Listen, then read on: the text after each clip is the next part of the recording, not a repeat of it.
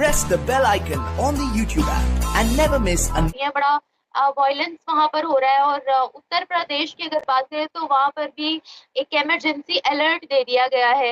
इसके पीछे की पूरी कहानी क्या है, क्या कहती है मैम आप?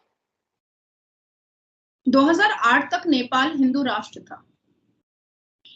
भारत में 14% मुसलमानों की पॉपुलेशन है और कूद कूद करके ये कहीं भी चले जाते हैं। जैसे आपके पाकिस्तान के मुसलमान जो है सऊदी अरबिया, दुबई चले जाते हैं भीख मांगने के लिए, तो उसी तरीके से भारत के मुसलमान भी नेपाल वगैरह कूद कूद के चले जाते हैं। अब बात ऐसी है कि कर्फ्यू नहीं, पूरा का पूरा लॉकडाउन जैसा माहौल कर दिया गया है। ये बात 4 अक्टूबर की है और जब हिंदू अपने शोभा यात्रा को निकाल रहे थे तब मुसलमानों ने अपने अपने मस्जिदों से और अपने अपने छतों के घर के छतों से पत्थर और ईंट और डंडा लाठी सब फेंकना स्टार्ट किया था। सभी को जय हिंद दोस्तों, आप सभी का हार्दिक स्वागत है जय हिंद रिएक्शंस पे। तो आज हम आपके लिए एक बहुत ही इंपॉर्टेंट वीडियो लेकर आए हैं जिसमें आप देखेंगे भारतीय शेरनी और सुप्रीम कोर्ट की लॉयर नाजिया इलाही खान जी को अपने दमदार अंदाज में। तो ये वीडियो बहुत इंटरेस्टिंग और बहुत ही ज्यादा नॉलेजेबल होने वाली है, इसे अंत तक देखें। और चैनल पर नए हैं तो चैनल को सब्सक्राइब कर दें ताकि हम आपके लिए ऐसी लेटेस्ट और इंपॉर्टेंट वीडियोस लाते रहें। तो चलिए साथ मिलकर ये वीडियो देखते हैं। जय हिंद, जय भारत। बज़ाफ्ते छतों पर और मस्जिद के छतों पर पत्थर का पूरा इंतजाम किया गया था। बड़े पत्थर, छोटे पत्थर, मंझले पत्थर और भी छोटे पत्थर, मिनी पत्थर, सारी चीजों का इंतजाम चीजों के बारे में बहुत पहले से ख्याल करके रखता है। तो इस तरीके से वहां पर हिंदू के शोभा यात्रा पर बहुत जबरदस्त आक्रमण जो है, बहुत जबरदस्त आतंकी हमला जो है वो नेपाल में मुसलमानों ने हिंदुओं के ऊपर किया, जिसकी कुछ तस्वीरें और कुछ वीडियोस हमने देखे भी हैं। और जिस तरह से देखिए सनातनी जो होते हैं वो बड़ी खुश मिजाजी से और बड़े सुकून से अपनी शोभा यात्रा निकालते हैं। जैसे भारत में वेस्ट बंगाल में राम भगवान का नाम नहीं लिया जा सकता है। अगर राम भगवान का नाम लिया जाएगा या राम भक्तों के द्वारा कोई राम भगवान के लिए यात्रा निकाली जाएगी तो यहाँ पर जेल भेज दिया जाता है। जिस जगह मैं अभी बैठी हुई हूँ वेस्ट बंगाल में। अब मैं आपको बताना चाहूंगी कि अभी हालिया में हमने नूह में देखा, मेवात में देखा, वहां पर भी शोभा यात्रा जब निकल रही थी तो वहां पर भी भगदड़ मचाया था, आतंक हमले किए थे। तो आप लोग को पता नहीं कौन ये बात बता देता है कि भारत में मुसलमान बहुत डिप्राइव हैं, नेपाल में मुसलमान बहुत डिप्राइव है। अरे नहीं, तो बात इतनी है कि जिस हिसाब से पत्थरों को फेंका गया है, जिस हिसाब से ये आतंक और जिहादी जो पूरा एक सर्कमस्टांसेस बनाया गया है, ये कोई अचानक से हुआ नहीं है। ये पहले से रणनीति बनाई गई थी और पहले से तय किया था कि भाई हमको ये काम अंजाम देना है और हिंदुओं को परेशान करना है। हालांकि 2000 मैं फिर से दोहराना चाहती हूँ कि हालांकि 2008 तक नेपाल हिंदू राष्ट्र था। मैम, आजादी तो हर कम्युनिटी को होनी चाहिए, चाहे वो मुस्लिम हो, चाहे हिंदू हो, चाहे ईसाई हो, कि अपने अपने रिलीजन के मुताबिक इजीली अपनी इबादत गाहों में भी जाए, अपनी इबादत भी करें और जिस तरह से उनको चाहे वो रह ले। उत्तर प्रदेश में क्यों सिक्योरिटी अलर्ट दिया गया है? क्योंकि उत्तर प्रदेश के मुसलमान, आपको नहीं पता, अभी हालिया में स्कूल की बच्ची का दुपट्टा खींच रहे थे साइकिल से स्कूल की बच्ची, क्योंकि वो चिल्ला चिल्ली करने लगी और पब्लिक गैदरिंग जमा होने लगी। मुसलमान लड़के थे, वो 2 लड़के थे, उन्होंने उसके माथे पर मुसलमान लड़कों ने उसके माथे पर अपना बाइक चढ़ा दिया था, उसकी स्पॉट डेथ हो गया था। ये खबर आप लोगों को नहीं मिली है क्या? वहां पर उत्तर प्रदेश में मुसलमान लड़कों ने बहुत आतंक मचाया हुआ है, बहुत ज्यादा आतंक मचाया हुआ है। रेप करना, मोलेस्टेशन करना, लड़कियों को उसके साथ छेड़छाड़ करना, वो लड़कियों का गैंग रेप करना, लड़कियों का गैंग रेप करके उसको जला देना, ये सारी चीजें छोटी सी बात है, बहुत छोटी सी बात है। क्योंकि इनको पता है कि भाई हमको जो है कानून के द्वारा हमको सजा मिलेगी और हम फिर निर्दोष होकर के बाहर आ जाएंगे। अब देखिए ना, वेस्ट बंगाल में ही 2 मुसलमान भाई है, उसका नाम है नासिर खान और कादिर खान। दोनों भाइयों ने पब में जाकर के भरपेट दारू पिया, नाचा गाया, बाहर निकला, एक मासूम सी फॉरेनर लड़की का अपनी गाड़ी में पकड़ करके बलात्कार किया और उसके बाद फिर 10 साल के बाद सजा खट करके वापस आया। फिर करोड़ों रुपए खर्च कर करके 5 स्टार होटल में निकाह पड़ा और शादी किया धूमधाम से। और उस बलात्कारी की शादी में एकदम जबरदस्त तैयार होकर के, और महिलाएं जो है मुसलमान वो भी मेकअप पॉलिश करके बलात्कारी की शादी में खड़े हो गई।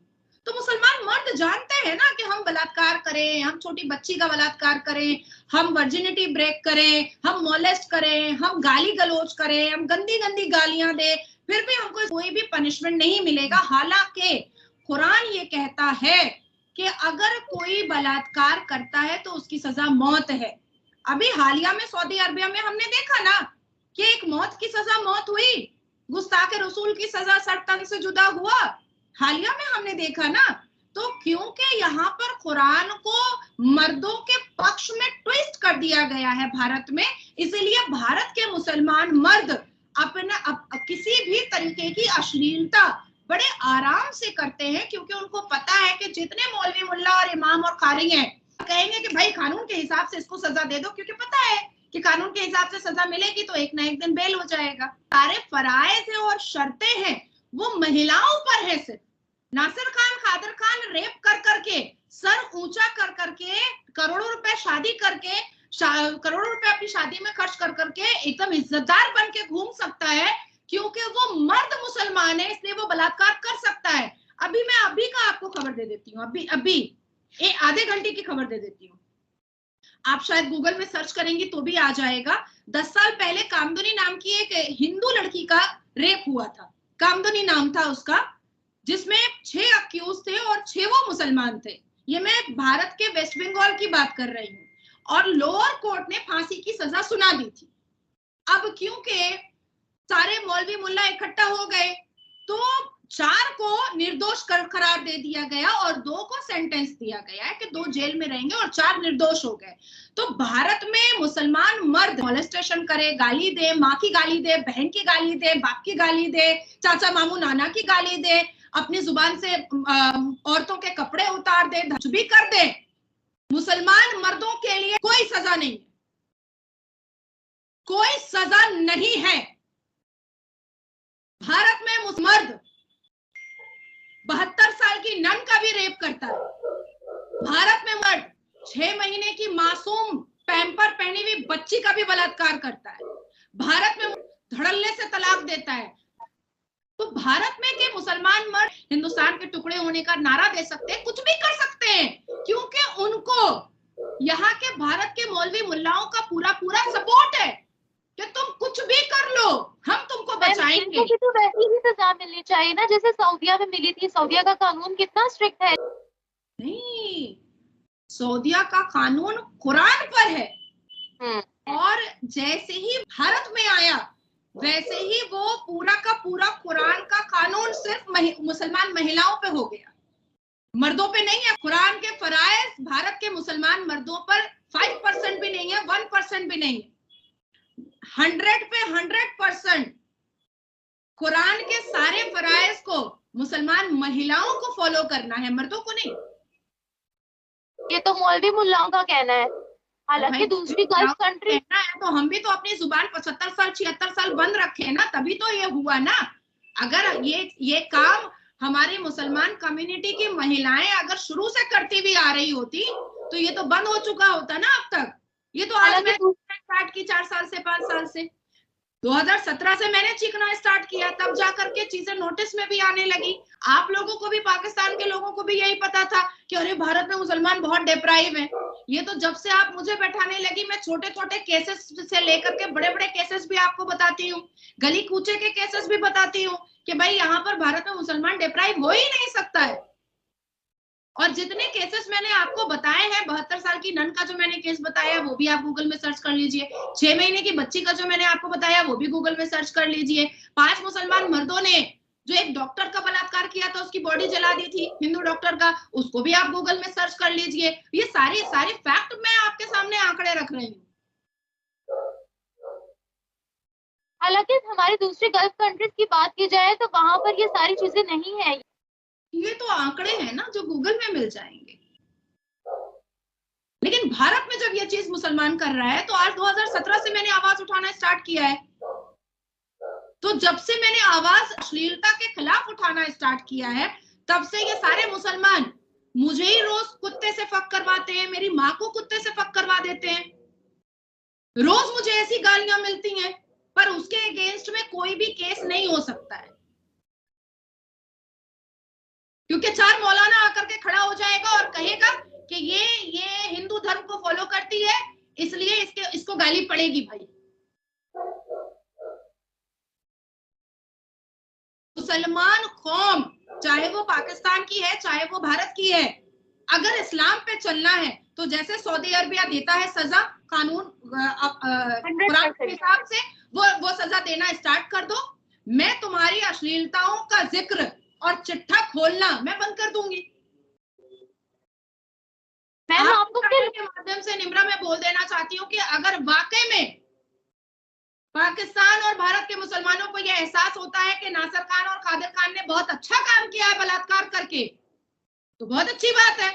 और अगर कुरान के हिसाब से उसने गलत काम किया है तो पाकिस्तान से भी ये फतवा जारी होना चाहिए भारत के मौलवी मुल्लाओं के लिए कि नासिर खान और कादिर खान का सर तन से जुदा करो।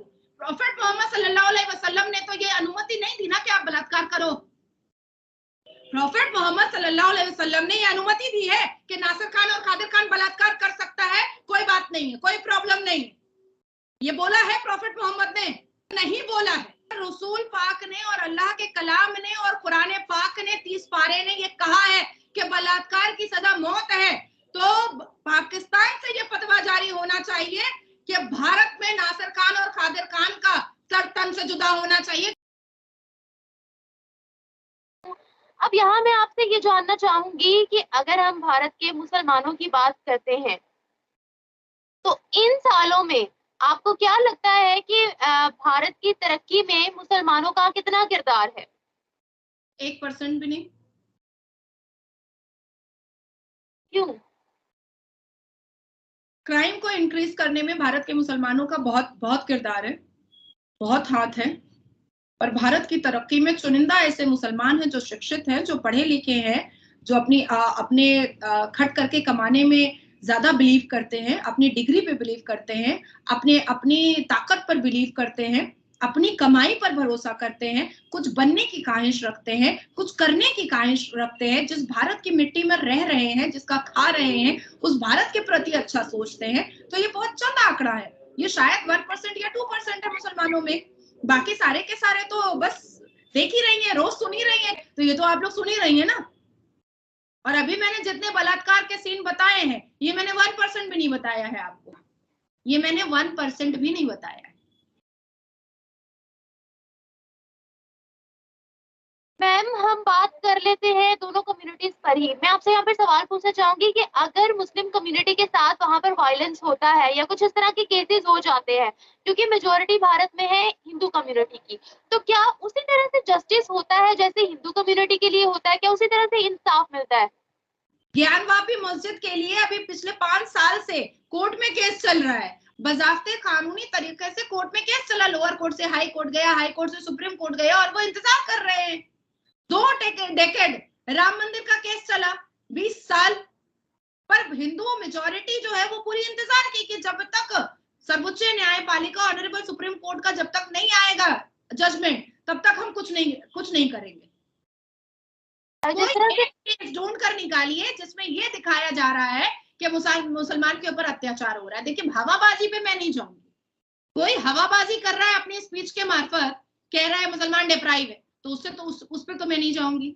आप आंकड़े बताइए ना, आप प्रूफ दीजिए ना कि ये है प्रूफ। नाजिया जी बताइए कि मुसलमान पे अत्याचार हुआ है। बिल्कुल संविधान बिल्कुल इक्वल है, बिल्कुल इक्वल है, किसी के लिए कुछ अलग संविधान नहीं है। अरे भाई देखो, नासिर खान कितने धड़ल्ले से दोनों भाई मिल करके एक औरत को फक कर दिया, एक औरत का बलात्कार कर दिया। लेकिन संविधान इतना खूबसूरत है कि 10 साल के बाद उसको रेमिशन ग्राउंड पे वो छूट भी गया, और उसके बाद करोड़ों रुपए खर्च कर करके वो 5 स्टार होटल में शादी भी कर लिया, और सारे मुसलमान उसके बारात का बिरयानी खाने भी चले गए। अब यहीं पर अगर वो इस्लामिक तरीके से उसको सजा मिलती तो उसका तो सरतन से जुदा होता। इस चीज का मेरा ख्याल है कि अगर इस तरह के लॉ इनके लिए या इस तरह के इन पर एक्शंस होंगे तो ये इनमें क्राइम रेट्स कम हो सकते हैं। बिल्कुल, मैं तो चाहती हूँ कि मेरी इस न्यूज को सुन करके पाकिस्तान फतवा जारी करे नासिर खान के लिए तब मैं समझूंगी कि वो सही मुसलमान है। पाकिस्तान वाले कुरान पढ़ने वाले मुसलमान है, कुरान को मानने वाले मुसलमान है पाकिस्तान में। अरे मेरे ऊपर फतवा जारी करके क्या होगा? मैं कोई मुलानी थोड़ी हूँ, या मैंने कोई बलात्कार थोड़ी किया है। अरे जिस मुसलमान मर्द ने बलात्कार किया है उसके अगेंस्ट में फतवा जारी करने की हिम्मत नहीं हो रही है क्या? नासिर खान के अगेंस्ट में फतवा जारी करके दिखाए तो। दोस्तों आशा करता हूँ कि वीडियो को अपने अंत तक देखा होगा और हमेशा की तरह नाज़िया इलाही खान जी के दमदार अंदाज ने आपको काफ़ी प्रभावित किया होगा। अगर आपको वीडियो अच्छी लगी है तो इसे लाइक और शेयर जरूर कर दें और अपने विचार हमें कमेंट सेक्शन में लिखकर जरूर बताएं। हमें आपके कमेंट्स का इंतजार रहेगा। और एक बार फिर चैनल पर नए हैं तो चैनल को सब्सक्राइब कर दें ताकि हम आपके लिए ऐसी लेटेस्ट और इंपॉर्टेंट वीडियोस लाते रहें। तो चलिए फिर मिलेंगे ऐसी किसी इंपॉर्टेंट और इंटरेस्टिंग वीडियो में। तब तक अपना ध्यान रखिए। जय हिंद, जय भारत।